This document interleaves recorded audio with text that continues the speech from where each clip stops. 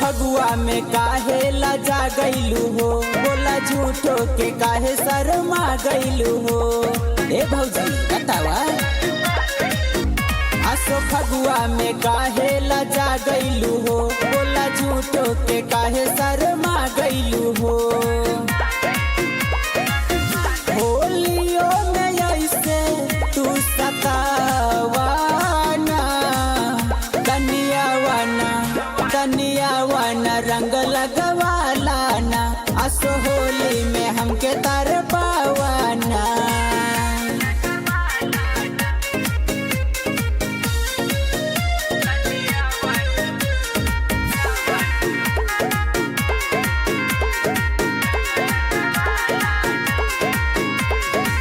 टोला मोहल्ला में सबसे लगावैलू, काहेला भौजी हो हमसे लजैलू। भाभी हो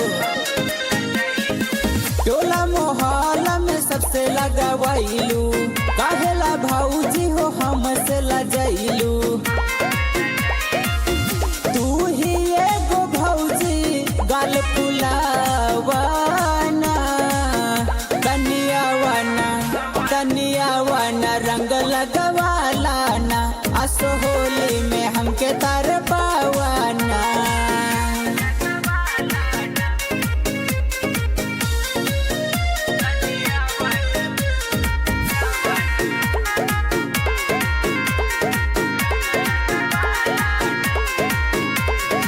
चिकने बदन गोरे गाल छिपैलू, आसो के होली में पुओ न खियाइलू।